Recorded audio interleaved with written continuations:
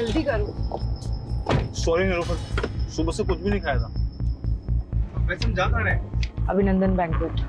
अरे हाँ, आज तो कीर्ति की शादी है ना। पहले बताया क्यों नहीं मेरे को? मैं कपड़े चेंज कर लेता। हाँ, रास्ते में तुम्हारे लिए शेरवानी ले लेते हैं। हम शादी में नहीं जा रहे स्टूपिड। तुमने जो बूफ अप करा है उसे रेक्टिफाई करने जा रहे हैं। नो एक्सक्यूज जेकब, दूल्हा विदाउट सेहरा पॉसिबल ही नहीं है। नो इश्यूज कीर्ति। और वैसे भी हमारी कम्युनिटी में सब एक्साइटेड है कि आज जेकब फर्नांडिस घोड़े पे शादी करने जाएगा। घोड़ा नहीं बुद्धू, घोड़ी होती है। सीरियसली यार, इन लोगों ने घोड़ा बुक कर दिया। हंसो मत यार, जाओ जाकर जेंडर चेंज करो। अच्छा एक मिनट, मेरी फ्रेंड नीलोफर का कॉल आ रहा है। I will see you at Jaimala. Hi Nilofar. Thank God Kirti तुमने फोन उठा लिया। मुझे तुमसे बहुत इंपॉर्टेंट बात करनी है। कीर्ति, तुम्हारा होने वाला हस्बैंड एक फ्रॉड है। ये कई बार नाम बदल के पहले भी शादियां कर चुका है। इनफैक्ट इसका टारगेट होता है कि ये रिच लड़कियां फंसाता है, फिर उनसे मोटी डाउरी लेता है और प्रॉपर्टी बेच के भाग जाता है। यही इसकी मॉडस ऑपरेंडी है यार। और ये सब तो मुझे अब बता रही हूँ। 2 महीने पहले मैंने तुम्हारी डिटेक्टिव एजेंसी को इस काम पर लगाया था ताकि पता चल सके कि वो इंसान सही है या गलत, उसका बैकग्राउंड क्या है। और तुमने क्या किया? और गोल्डी, तुमने तो मुझे सारे ग्रीन सिग्नल्स दिए थे ना कि सब सही है। उसके बाद जाकर मैंने हाँ किया। कीर्ति, गोल्डी से गलती हो गई। मैंने तुम्हें सिर्फ काम नहीं दिया था नीलोफर। मैंने समझा था तुम मेरी दोस्त हो और तुम्हारे लिए मेरे कंसर्न्स मैटर करते हैं, पर तुमने किसी चीज पर ध्यान नहीं दिया। Sorry sorry my foot Nilofar. 25 lakh लग चुके हैं शादी पे, इंक्लूडिंग योर फीस। और वहां पे ना वेन्यू के बाहर सारे गेस्ट खड़े। क्या बोलूं मैं उनको जाकर? और आज ना जेकब से ज्यादा मुझे तुम पर गुस्सा आ रहा है, और इसे ना मैं कभी भूलूंगी नहीं। मैम, कुछ बोलना भी मत। देखा, तुम्हारी वजह से कितना सुनना पड़ा मुझे। मैम गोल्डी, कुछ दिनों तक अपनी शक्ल मत दिखाना मुझे।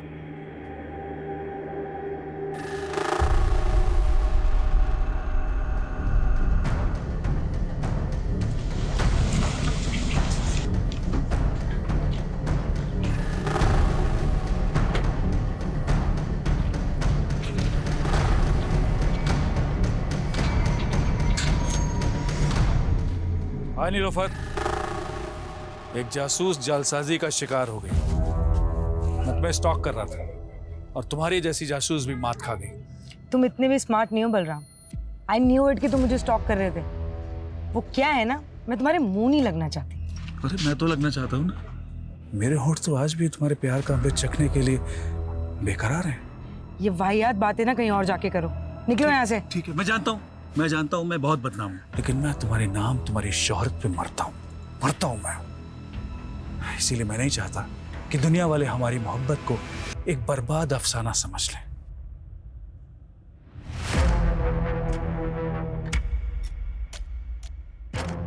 बेहतर होगा अंदर बुला लो।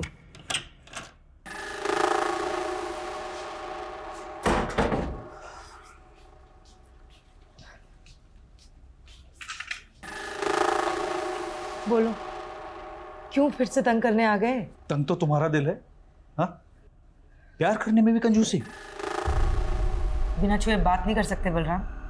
और अपनी ये वाहियात शेरो शायरी ना बंद करो, निकलो यहाँ से। जिसकी उम्मीद तुम लेकर आए हो, ऐसा कुछ होने नहीं वाला।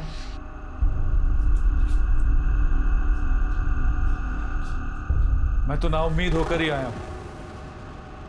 तुम मुझसे क्या, मेरी जिंदगी मुझसे रूठ गई है। मतलब?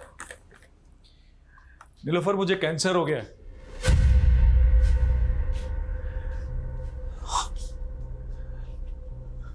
सच कह रहा हूं, मेरे पास अब ज्यादा दिन नहीं बचे हैं। मरने से पहले मैं सारे गिले शिकवे तुम्हारे साथ जो हुए दूर करना चाहता हूं।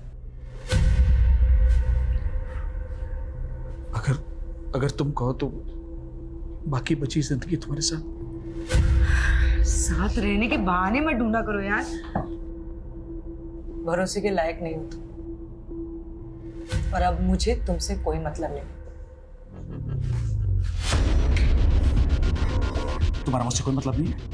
कोई मतलब नहीं ना तुम्हें मुझसे, तो मेरी जिंदगी का कोई मतलब नहीं। कल का मरता है, मुझे हर्ष क्या है? मैं पागल नहीं हूँ, तुम्हें ड्रामा लग रहा है? मैं अभी करके दिखाता हूँ।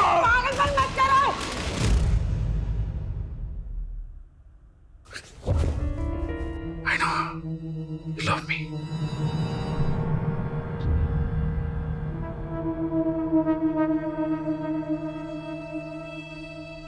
देखिए मेरी मोहब्बत, तुम ऐसे ही मुझे अपनी जिंदगी से दूर नहीं कर सकती Nilofar. I know you love me. Still hate you. सच्ची?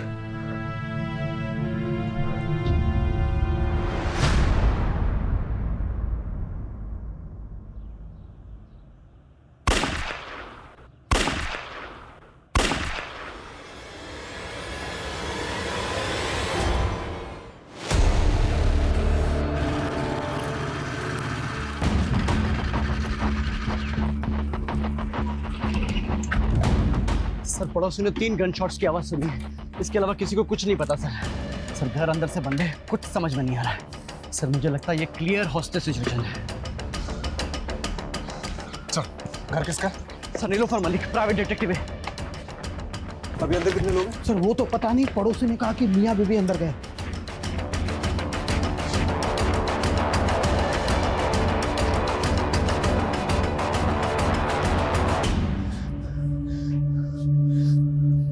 जैकेट का बुलेट प्रूफ? सर पता नहीं था यहाँ जरूरत पड़ेगी, लेकिन मंगवाई है। इसका टाइम नहीं है हमारे पास, इंटरलॉक तोड़ना पड़ेगा।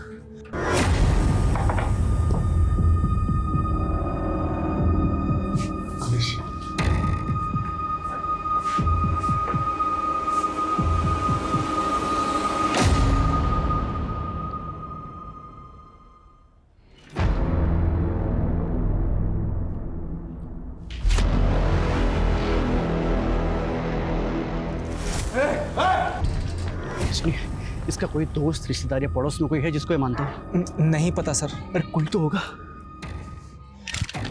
रिलैक्स रिलैक्स, अब भूलने की शक्ति नहीं बची मेरे पास। ओके ओके शांत शांत, रिलैक्स हो जाओ, कोई तुम्हारे पास नहीं आएगा, कोई नहीं आएगा। मेरी नीलोफर की रूह मुझे बुला रही है। आराम से। हाँ पास में बुला रही है, आ रहा हूँ।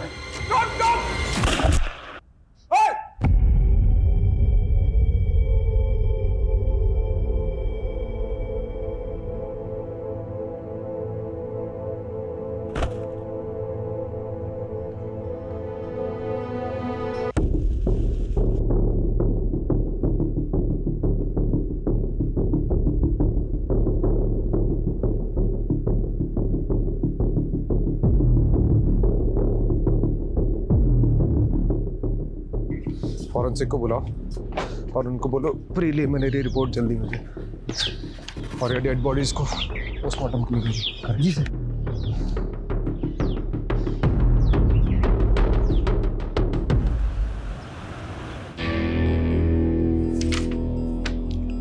अजय, प्रिलिमिनरी फॉरेंसिक रिपोर्ट के हिसाब से क्राइम सीन पे कोई भी अननोन फिंगरप्रिंट्स नहीं मिले।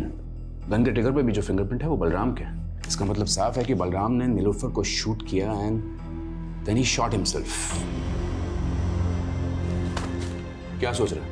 अगर ऐसा ही हुआ है तो बलराम ने खुद को मारने से पहले ये क्यों बोला कि वो अपनी बीवी को बचा नहीं पाया? हाजी, हम सोचते हैं कि मरने वाला कभी झूठ नहीं बोलता, लेकिन यहाँ सबूत सच बोल रहे हैं। हस्बैंड वाइफ के बीच में जो भी कुछ हुआ, उसके बाद हस्बैंड ने वाइफ को मारा और फिर जेल जाने के डर से या फिर गिल्ट की वजह से उसने अपने आप को गोली मारी।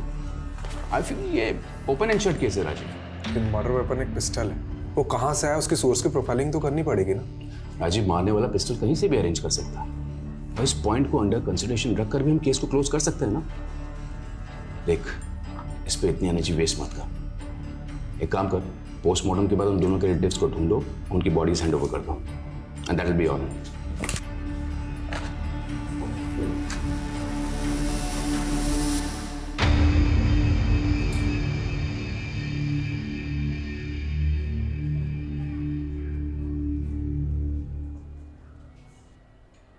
सर, वो नीलोफर के घर में किसी भी तरह की फोर्स एंट्री एग्जिट के साइन नहीं मिले हैं। और सर किसी ने भी ये नीलोफर और बलराम के अलावा किसी तीसरे को नहीं देखा।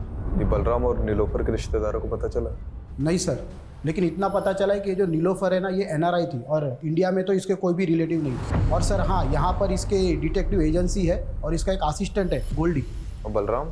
सर बलराम को तो यहाँ के लोग पिछले 1 साल से ही जानते हैं, क्योंकि ये बलराम ने नीलोफर के साथ पिछले 1 साल पहले ही शादी की थी और नीलोफर के घर में ही रहना था। बाकी की फॉर्मेलिटीज लोकल पुलिस कर लेगी। दोस्तों जी अपने पुराने केस में लगते हैं। जी सर। मैं अपने बंदे को नहीं बचा पाया। ये बलराम की बातें मेरे दिमाग में अभी तक गूंज रही हैं। हमारे नीलोफर के घर में घुसने के पहले जो कुछ भी हुआ होगा वो बहुत बड़ा सवाल है।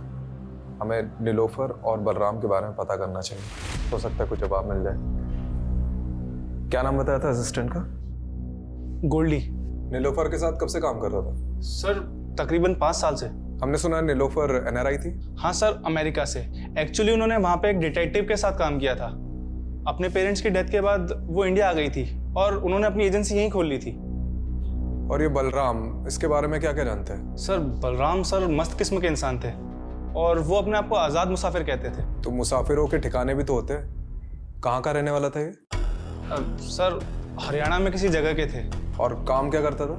सर वो हमारी एजेंसी में काम करते थे। वो बलराम डिटेक्टिव था? सर वैसे तो वो NRPF में थे। एक्चुअली नीलोफर मैम को अपना काम एक्सपेंड करना था और वो उसके लिए एक ऐसा इंसान चाहती थी जो जोखिम उठा सके। अब सर एक्स सर्विसमैन से बेस्ट तो कौन ही होगा, इसीलिए उन्होंने बलराम सर को अपॉइंट किया। लेकिन क्या इंस्ट्रक्शन दिया था तुमको बलराम? जोशी का पीछा करना था ना, और तुम उसी के साथ हाथापाई करके आ गए। अरे पीछे ही कर रहा था मैं जोशी की कार का। उसने अचानक कार में ब्रेक मारी, मेरी बाइक टकरा गई। साली की बैकलाइट क्या फूटी, थप्पड़ मार दिया उसने मुझे, तो मैं क्या करता? अरे तुम्हारी इसी बेवकूफी की वजह से जोशी को पता चल गया कि मेरा क्लाइंट उसकी जासूसी करा रहा है। तुम छोड़ो ये जासूसी, एक बाउंसर की नौकरी ढूंढ लो, वही सूट करती है तुमको। और तभी उनका प्रोफेशनल एसोसिएशन खत्म हो गया। लेकिन सर इतने डिफरेंसेस के बावजूद भी उन दोनों में प्यार हुआ और सर पिछले ही साल उन्होंने शादी भी की थी। एक बात बता कि बलराम नीलोफर को मार सकता है? सर मुझे नहीं लगता। तो कौन मार सकता है नीलोफर को? क्योंकि तुम्हारा होने वाला हस्बैंड एक फ्रॉड है। जेकब से ज्यादा मुझे तुम पर गुस्सा आ रहा है और इसे ना मैं कभी भूलूंगी नहीं।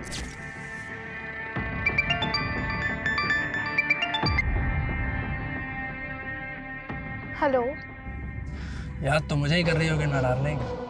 कमीने तू, हिम्मत है तो सामने आके बात कर, नंबर बदल के कॉल मत कर। अरे हम जरूर मिलेंगे। मैं भी उन मोमेंट्स को भूल नहीं पा रहा हूँ जब हम शादी से पहले एक हो गए थे। क्या दिन थे, जानती है? वो सब मैंने रिकॉर्ड कर रखा है।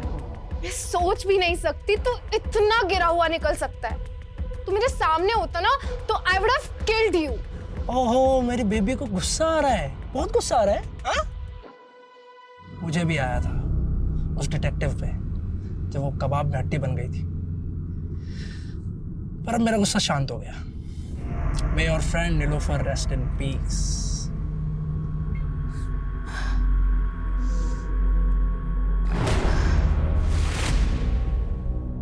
क्या वो डॉक्टर आपने अचानक बुला लिया? जी, ये मार्क देखिए, नीलोफर के ब्लड में ड्रग पाया गया है और इसी ड्रग की वजह से नीलोफर शायद कॉन्शियस नहीं रही होगी और उसका रेप किया होगा। तो ये रेपिस्ट का डीएनए क्या बलराम का डीएनए से मैच करता है? नीलोफर की बॉडी पे रेपिस्ट का डीएनए मिला ही नहीं। शायद रेपिस्ट ने कॉन्डोम यूज किया हो। सर ये नीलोफर के घर से हमें ना सिरिंज मिली है ना ड्रग मिला है, तो क्या ये सब बलराम ने गायब किया होगा? देखो, ये नए डेवलपमेंट के हिसाब से ये थ्योरी बनती है कि बलराम ने पहले अपनी बीवी को ड्रग देकर बेहोश किया, फिर उसका रेप किया और फाइनली उस पर 3 गोलियां दाग दी। ये बलराम अपनी बीवी से इतनी नफरत करता होगा क्या? यही बात तो समझ में नहीं आ रही सर, उन दोनों के बीच में प्यार था भी या नहीं। देखा, ये ओपन एंड शट केस कैसे बूम करके बैठा है। तो इस पॉइंट को कंसिडर करते हैं कि नीलोफर का रेप किसी ने तो किया है, क्योंकि अभी तक ये माना नहीं जा सकता कि बलराम ने ही उसका रेप किया, और ये भी हम नहीं मान सकते कि बलराम ने नीलोफर का मर्डर किया, क्योंकि जो आदमी खुद को मारने के पहले ये बोल रहा था कि अपनी बीवी को नहीं बचा पाया, वो अपनी बीवी को मार कैसे सकता है? चलो 1 मिनट के लिए हम ये मान लेते हैं कि उस घर में उन दोनों के अलावा कोई तीसरा आदमी भी मौजूद था, तो क्यों बलराम ने उस तीसरे आदमी के बारे में हमें कुछ भी नहीं बताया और सुसाइड कर लिया? और अगर उस किलर के एंगल से सोचते भी हैं तो उसने पहले नीलोफर का रेप किया और फिर मर्डर कर दिया, तो फिर आई विटनेस बलराम को जिंदा क्यों छोड़ दिया? इसलिए मैं बलराम को रूल आउट नहीं कर रहा हूँ, लेकिन एक पॉसिबिलिटी तो है कि बलराम के अलावा भी कोई और क्रिमिनल हो सकता है। यू आर राइट राजीव, इसे तो इन्वेस्टिगेट करना ही होगा। You have free hold, go ahead. सिक्के को अगर हम यहाँ से देखें तो इसका सिर्फ एक ही पहलू नजर आता है, लेकिन इस केस का सिक्का खुद उठ के कह रहा है कि इसके दो पहलू हैं। मतलब सर? मतलब रस्तोगी जी, बलराम और नीलोफर की पर्सनल लाइफ को खंगालना होगा। देखते हैं इस केस का असली कलाकार सिर्फ बलराम ही था या और कोई था जिसके पास अपना कोई मोटिव था। जिंदगी के ये लंबे लंबे सफर इंसान का सफरनामा लिखते हैं। कहीं जिंदा दिल सपने,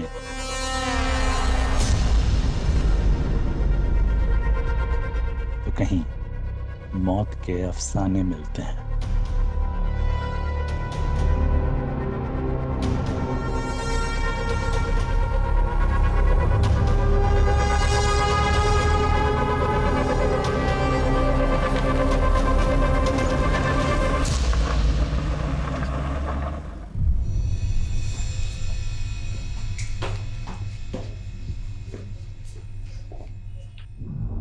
अरे कनक बेटा, अरे इतनी सी बात पे कोई रोता है क्या?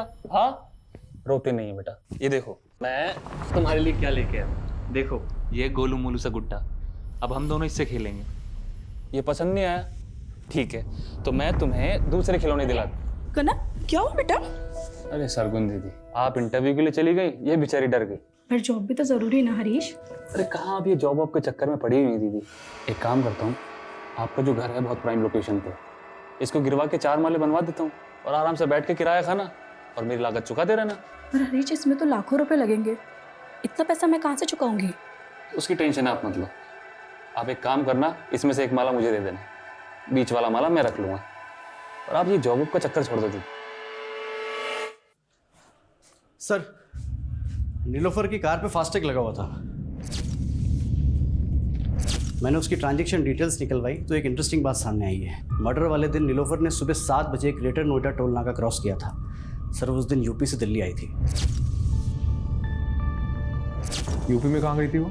सर इसका जवाब तो गोल्डी के पास भी नहीं है, लेकिन हमने नीलोफर का फ़ोन अनलॉक करवाया तो कॉल हिस्ट्री के मुताबिक मर्डर वाले दिन नीलोफर की बात किसी कीर्ति सागर से हुई थी। तो ये कीर्ति सागर से मिलो, और क्राइम सीन पे नीलोफर के फ़ोन के अलावा लैपटॉप भी था ना, तो उसे भी तो देखो। मैं तब तक NRPF जाकर बलराम के बारे में पता करता हूँ, और तुम लोग नीलोफर और बलराम इससे जुड़े एक एक इंसान की प्रोफाइलिंग करो। बलराम सर ही 2009 तक NRPF में ही काम कर रहा था, फिर उसे बर्खास्त कर दिया गया। क्यों? उस पर अटेम्प्ट टू मर्डर का चार्ज लगा था। Attempt to murder? जी, 7 साल की कैद भी हुई थी उसे। 2009 से 7 साल, मतलब 2016 तक तो वो जेल में ही रहा होगा। ये किसका मर्डर करने की कोशिश की थी उसने? विक्रांत सिसोदिया का, वो उसका कलीग था। बहुत दिनों बाद आ रहा है ना शादी से। विक्रांत! बलराम क्या कर रहा है ये?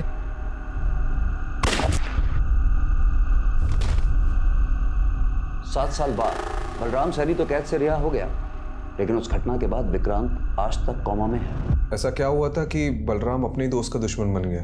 बलराम को शक था कि उसकी बीवी का अफेयर उसके दोस्त के साथ है। लेकिन बलराम और नीलोफर की शादी तो 1 साल पहले हुई थी। इसका मतलब है कि नीलोफर के पहले भी बलराम की शादी हो चुकी थी। जी हाँ, उसका एक बेटा भी है। कहाँ है आजकल? बलराम फरीदाबाद का रहने वाला था, हो सकता है उसकी फैमिली भी वहीं रहती हो। ये लीजिए उसका एड्रेस। हाँ, मैंने अच्छे से सोच लिया है। आप तुरंत पिटीशन फाइल कर दीजिए। जी हाँ, मैं मिलता हूँ आपसे। ओके। संकेत कहाँ जा रहा है और कौन सी पिटीशन फाइल करने की बात कर रहा है? अपने बाप की चिता तो नहीं जला पाऊंगा, तो सोचा कुछ ऐसा करूं जिससे मेरी भी आंखें खुल जाएं और आपकी भी। संकेत साफ साफ बोल, पहेलियां मत बुझा। पहेलियां ही सुलझा रहा हूं माँ, पहेली सुलझ जाएगी तो बात करेंगे। संकेत, संकेत कहाँ जा रहा है? सर ये बलराम का कैरेक्टर कुछ समझ में नहीं आ रहा है। ऊपर से उसकी पहली बीवी और एक लड़का, अजीब है दोनों। अब इस कांड के बारे में पता तो चल ही गया होगा, उसके बावजूद ना तो सामने आए ना ही बॉडी क्लेम करने आए। लेकिन मैं तो ये समझने की कोशिश कर रहा हूँ कि नीलोफर ने एक ऐसे आदमी से शादी क्यों की जिसका क्रिमिनल बैकग्राउंड था। मुझे एक बात का ताज्जुब हो रहा है। एक तरफ नीलोफर ने आपको एक गलत इंसान से शादी करने से रोका, दूसरी तरफ खुद नीलोफर ने बलराम से शादी की, जो कि अटेम्प्ट टू मर्डर में अंदर हुआ था। यह हमें आज ही पता चला है। इस बारे में मुझे कुछ नहीं पता, पर हाँ, नीलोफर ने मुझे ये ज़रूर बताया था कि बलराम पहले शादी कर चुका था, और मैंने भी उससे मजाक मजाक में पूछ लिया कि उसने बलराम में ऐसा क्या देखा। कुछ मत पूछ यार, बलराम में पतियों वाली कोई क्वालिटी नहीं है यार, और काम तो उसे करना ही नहीं आता है, और पैसा उसके पास है नहीं। तो तुझे उसमें पसंद क्या है? उसकी शेरो शायरी? वो तो है कीर्ति, उसकी बेस्ट बात पता है क्या है? वो मेरे लिए किसी की भी जान ले सकता है, और ये सोच के ना बहुत सिक्योर फील होता है। क्या ये बलराम नीलोफर की जान ले सकता है? नहीं, उन दोनों में झगड़ा जरूर होता था, but they both loved each other. आपकी दोस्त ने कभी ऐसा कोई हिंट दिया कि उसे किसी से खतरा है या कोई उसे नुकसान पहुंचा सकता है? नहीं, ऐसा कभी कुछ नहीं बताया, पर हाँ, उस दिन नीलोफर ने गोल्डी को बहुत डांटा था, क्योंकि गोल्डी ने जेकब का बैकग्राउंड चेक करने में गलती कर दी थी।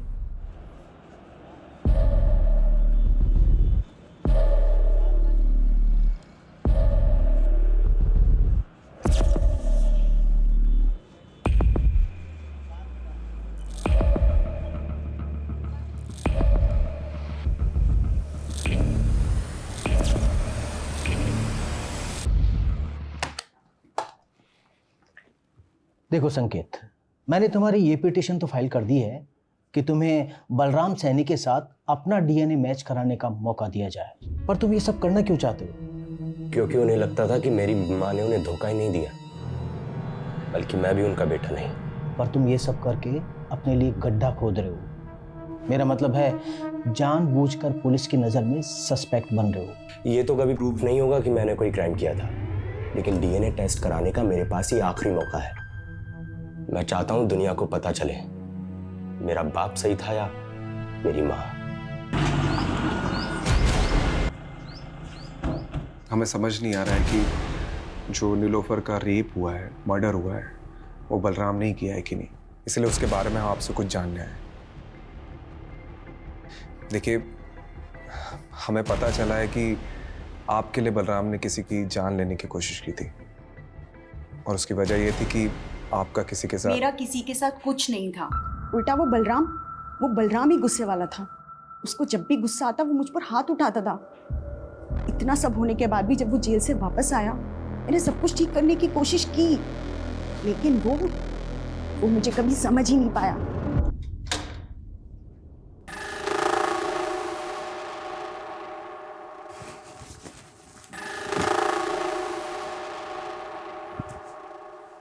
देखो, मैं यही चाहती हूँ कि हम नए सिरे से जिंदगी शुरू करें। नई जिंदगी नए सिरे से? विक्रांत के बाद कोई नया यार मिला क्या? बोलना, कोई नया यार मिला क्या? जेल जाके भी तुम्हारे दिमाग से कचरा नहीं निकला ना? अरे कैसे समझाऊं, तुम्हें गलतफहमी हुई थी। चुप, बिल्कुल चुप, मुझे कोई गलतफहमी नहीं हुई है।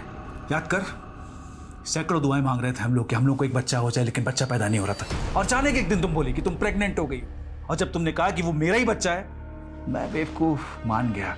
मेरी आंखें खुल गई हैं। ये संकेत उसी कमीने का खून है ना, विक्रांत का?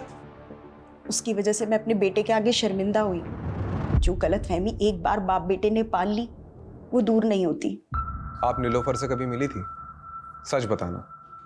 हाँ मिली थी, लेकिन उसी की भलाई के लिए मिली थी। ऐसी कौन सी भलाई की आपने?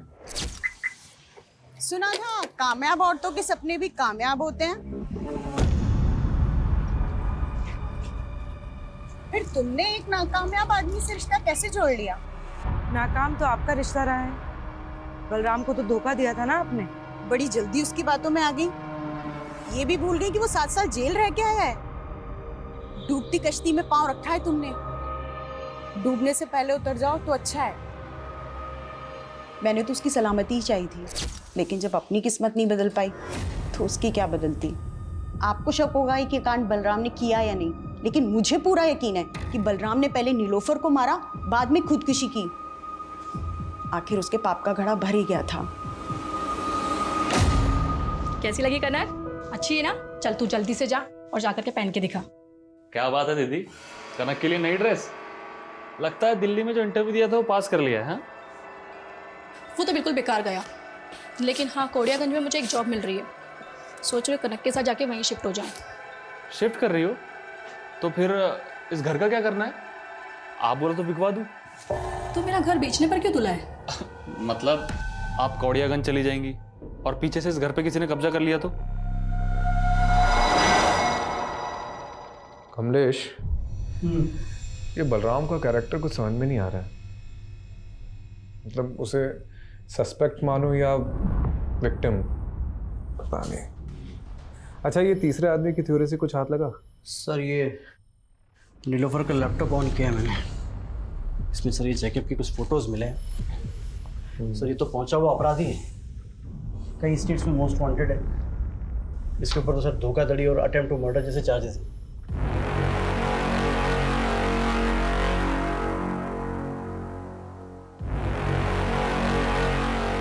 ये नीलोफर ने इसी का भांडा फोड़ा था ना?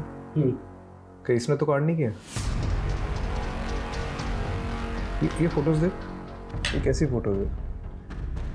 एक मिनट। ये फोटो पे तो यूपी लिखा हुआ है। मतलब ये फोटो यूपी में किसी एरिया की है और मर्डर वाले दिन नीलोफर यूपी से दिल्ली आ रही थी। उसकी फास्टैग की ट्रांजैक्शन डिटेल्स के हिसाब से वो यूपी काफ़ी आ जा रही थी, लेकिन अभी तक ये पता नहीं चला है कि यूपी में जा कर रही थी। ठीक है, इसे गोल्डी को दिखाते हैं, हो सकता है वो किसी केस में काम कर रही है। और नीलोफर के पुराने केसेस भी चेक करो। ठीक है।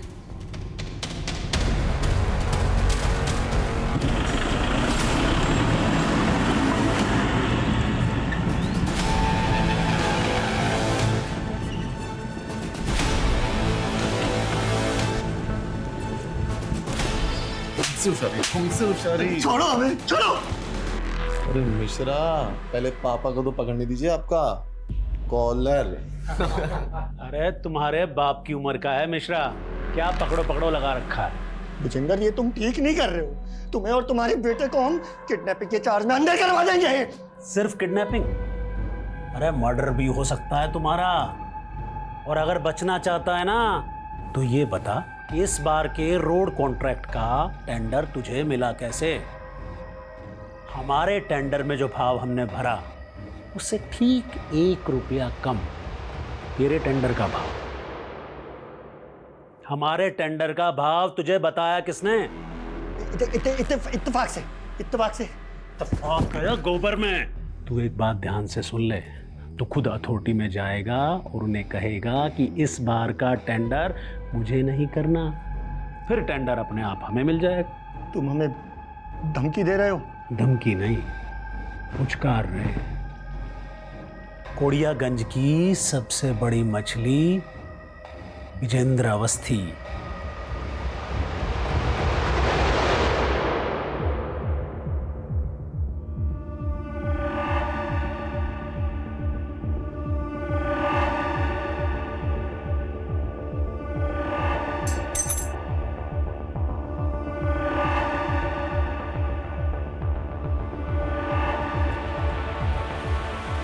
ये चाबी इस बुक में क्या कर रही है? सर वो नीलोफर मैम के घर की चाबी है।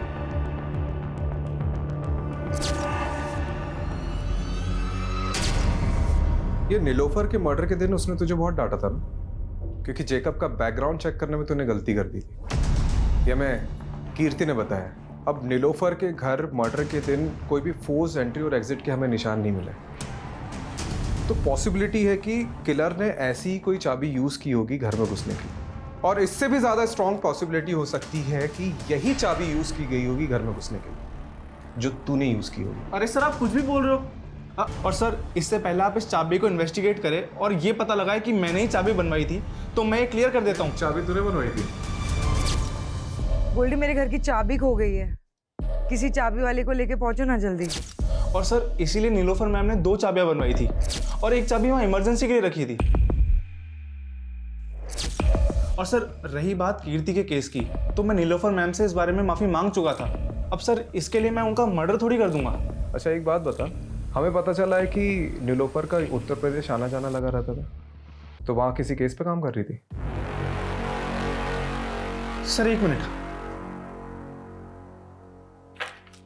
सर ये चेक नीलोफर मैम ने मुझे बैंक में डिपॉजिट करने के लिए दिया था। यूपी की बिजनौर ब्रांच का है सर ये चेक। हरीश चौधरी।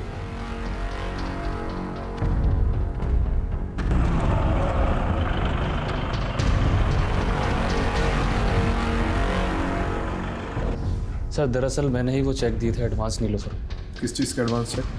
सर मेरी कजिन सिस्टर है सरगुन, 2 महीने से मिसिंग है। उन्हीं को ढूंढने के लिए मैंने नीलोफर को हायर किया था। मैंने बिजनौर थाने में भी दीदी का मिसिंग केस फाइल किया था, लेकिन पुलिस कुछ कर ही नहीं रही है। हरीश तुम बिल्कुल परेशान मत हो, सरगुन को ढूंढने में मैं तुम्हारी पूरी मदद करूंगी। वो करती क्या थी?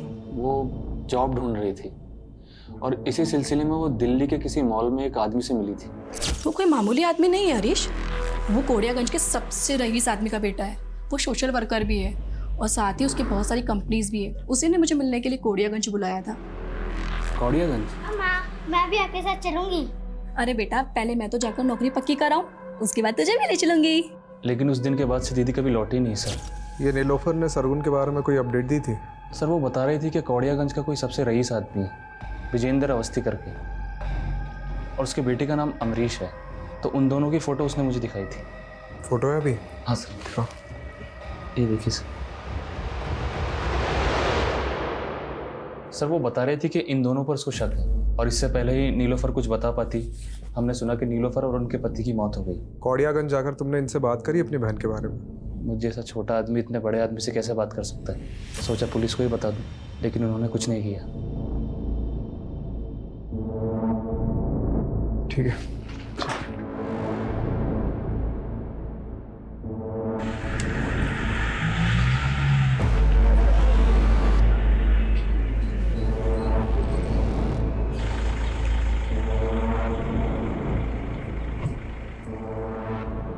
अरे कौन डिटेक्टिव?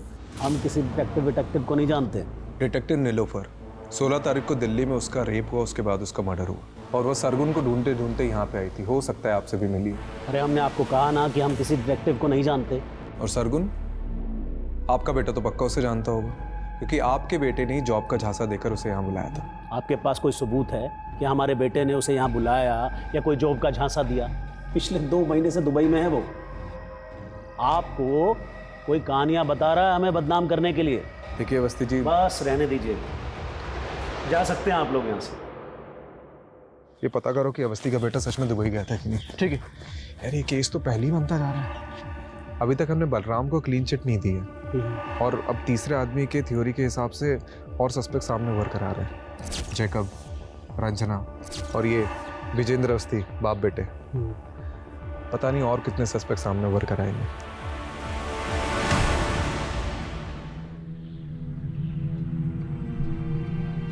खाना लगा दूं? हाथ है मेरे, मैं खुद ले लूंगा। तो कल से बना भी लेना। अरे कितनी बार समझाया है, तू समझता क्यों नहीं है? बस कीजिए आप, अब ये झिकझिक खत्म होने ही वाली है। डीएनए रिपोर्ट आते ही आप अपने रास्ते, मैं अपने रास्ते।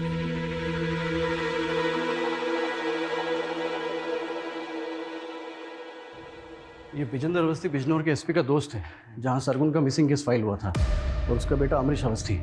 इसका दुबई जाना उसी दौरान हुआ था जब सरगुन गायब हुई थी। तो सरगुन को गायब करने में इन लोगों का हाथ है, और नीलोफर इन्हें इन्वेस्टिगेट कर रही थी। हो सकता है उसके साथ भी कुछ ऐसे ही हुआ। सर जब नीलोफर को इन लोगों ने मार डाला है तो सरगुन पिछले 3 महीने से कहाँ गायब हुई है? वो गायब भी है कि उसको भी। अच्छा, जब सरगुन गायब हुई उस दौरान जितनी भी अनआइडेंटिफाइड बॉडीज मिली, उसका डेटा चेक कर।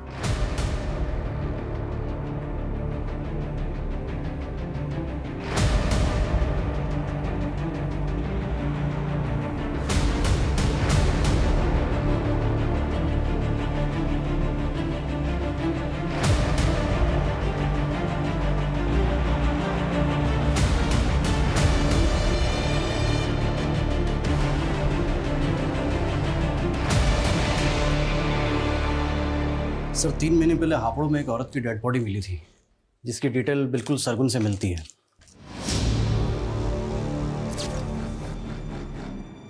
इसका भी रेप हुआ था सर। और सर हापुड़ पुलिस के मुताबिक इसकी लाश के पास में एक नोट मिला था जिसमें नज़्म लिखी हुई है। इस शहर का जायका बड़ा कमाल है। कई लोग यहाँ रोज़ाना कई लजीज सपने पकाते हैं और ये शहर सबको डकार जाता है। यहाँ फ्री कुछ भी नहीं, रिश्ते, लिबास, सोच समझ, जिस्म, जायदाद, सब कुछ महंगा है यहाँ, लेकिन मौत दाल रोटी से भी सस्ती है। सर सरगुन की तरह नीलोफर भी रेप पीड़िता थी, तो क्या दोनों का कातिल एक ही होगा? सरगुन की लाश के पास में पोइट्री मिलना, मुझे ये सरगुन का केस नीलोफर के केस से बिल्कुल अलग लग रहा है। ये यूपी और दिल्ली में हुए रिसेंट रेप केसेस की मैंने डिटेल्स भी निकलवाई है। सिक्के का दूसरा पहलू ढूंढते ढूंढते पहला भूल गया क्या? देख, सब जानते हैं कि बलराम शेर व शायरी का शौकीन था, तो हम ये क्यों नहीं सोच रहे कि वो भी तो ये सब चीज़ कर सकता है। और हो सकता है कि नीलोफर को बलराम की सच्चाई का पता चल गया और बलराम ने नीलोफर को। सर बलराम का सरगुन से कोई कनेक्शन नहीं मिला है, लेकिन फिर भी हमें इस एंगल को इन्वेस्टिगेट करना पड़ेगा। सर ये पटवर्धन ने मैसेज भेजा है, संकेत का और बलराम का डीएनए मैच हो गया है। ये संकेत बलराम का ही बेटा है। अब कोसेगा बाप की तरह पीटेगा, कभी पति के आगे कभी बेटे के आगे, बार बार औरत क्यों झुकती है? सॉरी नहीं संकेत, मेरा स्वाभिमान इतना भी कमजोर नहीं है।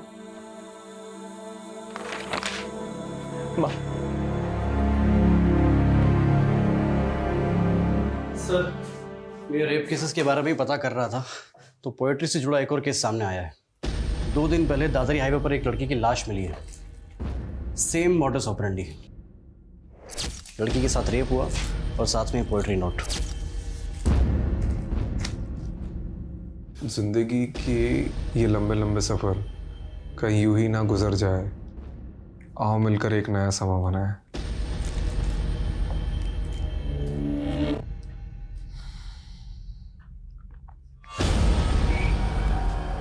कहीं हम किसी सीरियल किलर से तो डील नहीं कर रहे। इन सर नीलोफर का केस अब भी इन दोनों केस से अलग लग रहा है।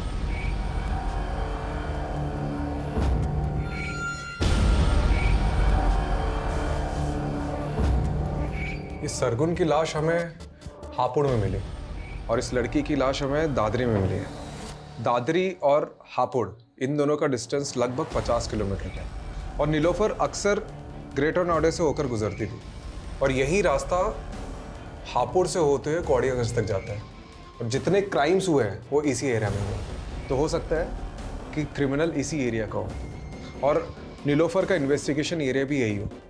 सर इस केस में दादरी पुलिस के पास एक लीड है। उनको क्राइम सीन के पास एक कैब दिखी थी जो उन्हें सस्पिशियस लगी थी, लेकिन सर अभी तक ना उस कैब का नंबर मिला है और ना ही कुछ और। सर ये कैब ढूंढना मतलब समंदर में से सुई ढूंढने जैसा है। लेकिन इसके अलावा कोई ऑप्शन नहीं है। ठीक है, एक काम करो, इस एरिया के सारे लोकल और आउट स्टेशन कैब प्रोवाइडर से कांटेक्ट करो। सारी प्राइवेट कैब होल्डर्स, उनके ड्राइवर्स, कस्टमर्स, ट्रैवलर्स, सबसे कांटेक्ट करो। ठीक है। ये किलर शायरी करते हैं, इसके सारे ट्रेड्स रिकॉर्ड करने होंगे।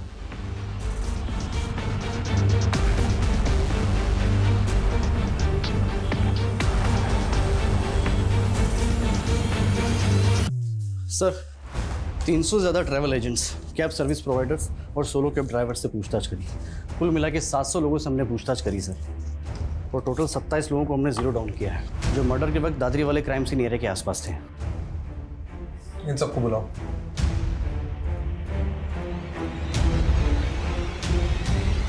ये 16 मार्च को तो हापुड़ में था।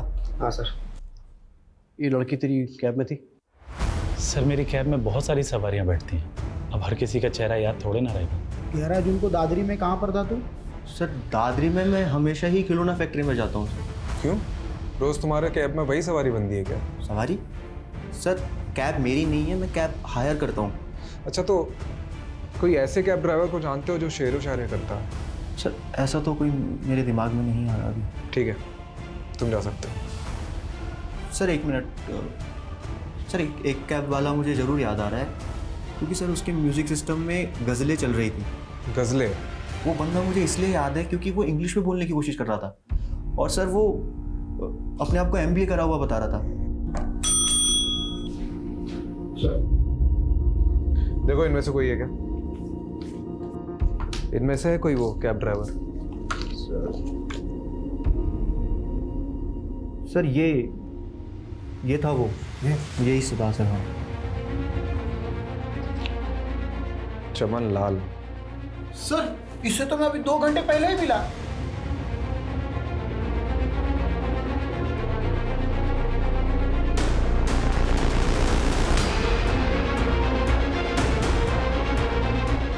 सर वो रही।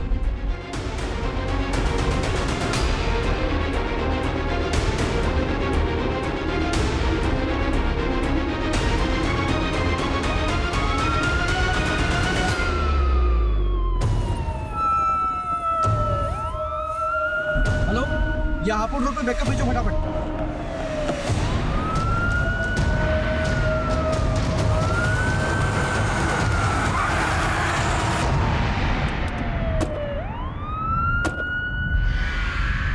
सर दुनिया ने मेरी कदर नहीं की। MBA किया तो जॉब नहीं मिली, जॉब नहीं मिली, पैसा नहीं, लड़की नहीं, शादी नहीं, कुछ नहीं। एक MBA वाले की फ्रस्ट्रेशन समझते हैं आप सर? फ्रस्ट्रेशन में कैब चलाना पड़ा। वो उन दिनों एक कपल मेरे कैब का रेगुलर कस्टमर था। वो दोनों चिपक चिपक के ना मेरी जलाते रहते थे। तो बस मैंने एक दिन हिडन कैमरा लगा दिया। फिर वो वीडियो बनाकर मैंने उस लड़की को ब्लैकमेल किया। वो मुझे लाखों देने को तैयार थी, पर पता है सर मैंने उससे क्या मांगा? उससे उसका जिस्म। तब से ना तलब सी हो गई मुझे लड़कियों की। और सरगुन को क्या बोला तूने कि तू विजेंद्र अवस्थी का बेटा है? सर वो हमारे कस्बे का सबसे रईस आदमी है और सरगुन से मॉल में दोस्ती हो गई थी, तो बस इंप्रेशन झाड़ दिया मैंने और जॉब का झांसा देकर अगले दिन उसके साथ।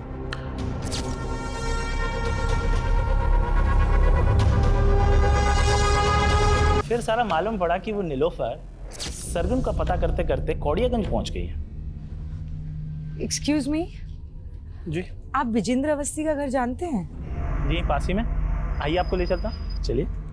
वैसे विजेंद्र अवस्थी के यहाँ आपको क्या काम पड़ गया? विजेंद्र जी के बेटे मेरी दोस्त के दोस्त हैं, इसीलिए कुछ काम था। उस नीलोफर को देखते ही ना अंदर से ना वो सेक्स वाला लव जाग गया। बस उसका पीछा किया, पीछा करते करते मालूम पड़ा अरे वो तो डिटेक्टिव। बस तबीयत ना निखर सी गई मेरी कि इस बार शेर एक शेरनी का शिकार करेगा। फिर एक दिन कैफे में बैठी थी तो उसकी टेबल पे चाबी रखी थी, बस मैंने चाबी उठा ली। वो अकेली रहती थी तो सोचा शेरनी का शिकार उसकी गुफा में होगा, और एक दिन उसकी एब्सेंस में मैं घुस गया अंदर, लेकिन वो तो अपने पति के साथ आ गई।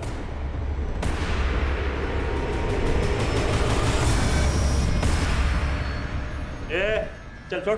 कौन है? चढ़ फटाफट, इधर चल। चल कौन है? चल इधर। कौन है? चल इधर। ए, इधर आ। इधर आ। इधर आ वरना गोली मार दूंगा। देखो तुम्हें। इधर आ। फटाफट इसके हाथ में। गोली मार। जल्दी बंद। क्या चाहिए तेरे को?